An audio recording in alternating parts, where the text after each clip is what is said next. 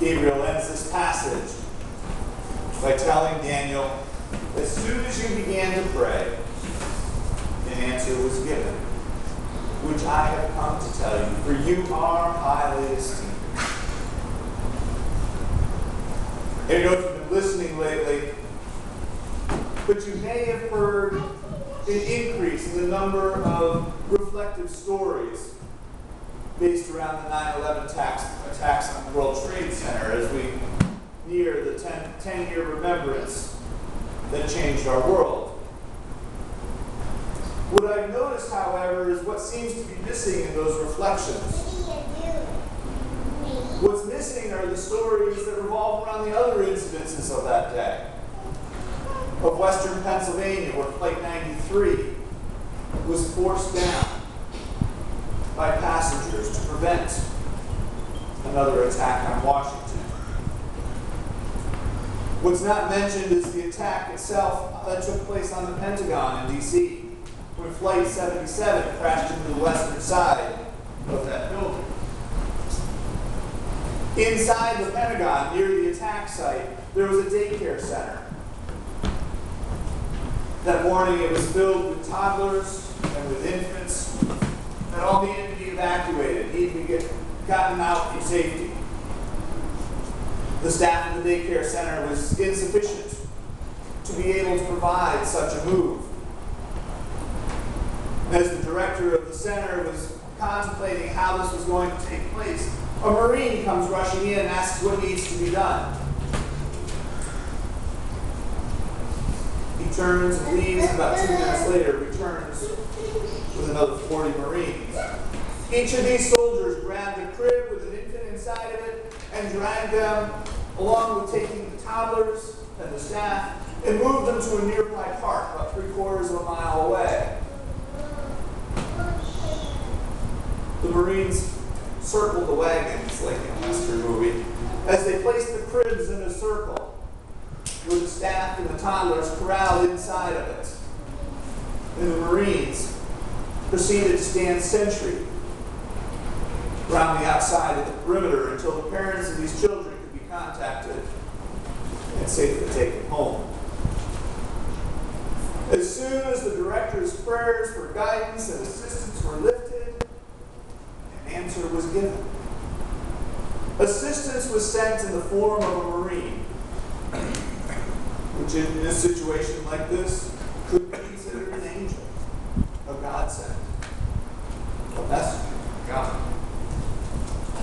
That's exactly what Daniel receives this morning in response to his prayers. He receives an answer, an angel, a messenger from God. This morning we start to come to the close of our study on the book of Daniel. This week and then concluding next week, we take a look at the unfamiliar side of Daniel, the other side of this book of prophecy. The first half, as we've seen, is given to the narratives, the stories that we grew up with, the stories that so many of us are familiar with. We've read and listened, or we know the stories about the dream interpretations of Daniel in the lion's den, with the statue of gold in the fiery furnace.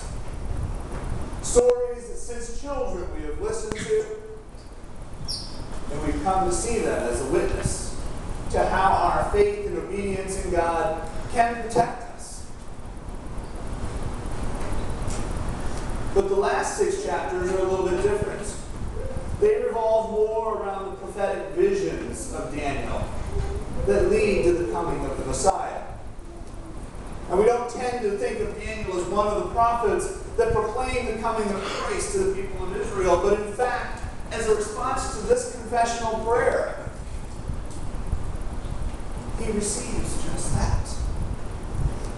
The archangel Gabriel comes to comfort Daniel and to assure him that the Messiah will come.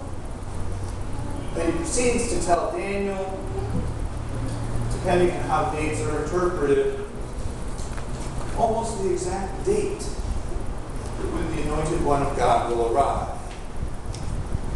But I get ahead of myself.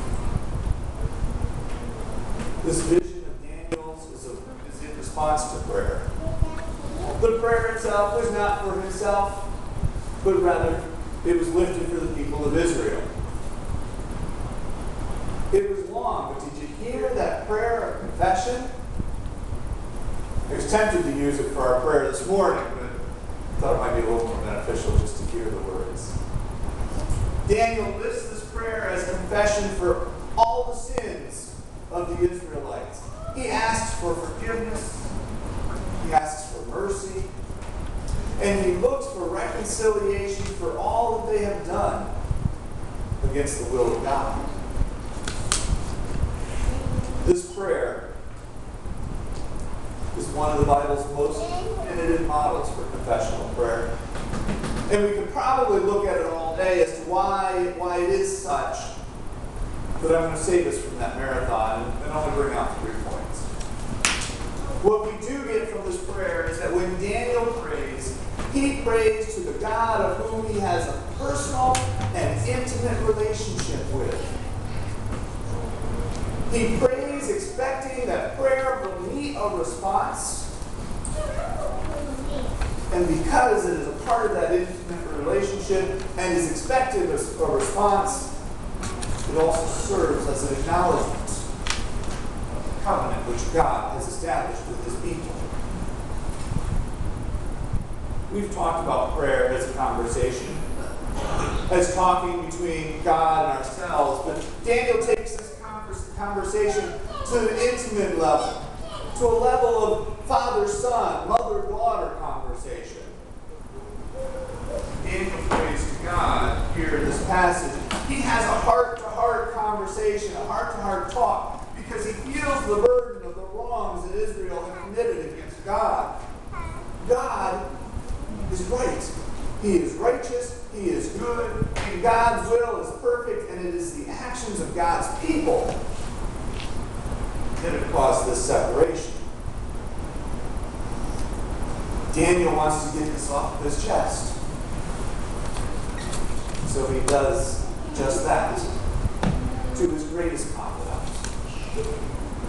to the one who's been betrayed. Daniel prays much like we do.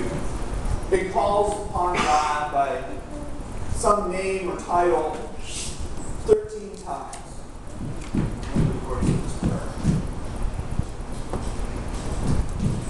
Last year, our youth group, one of their studies, watched a humorous video clip about prayer and about praying. It pointed out that when we aren't sure what to say, rather than a verbal pause like or just insert the word Lord or oh God. Just put that in that space.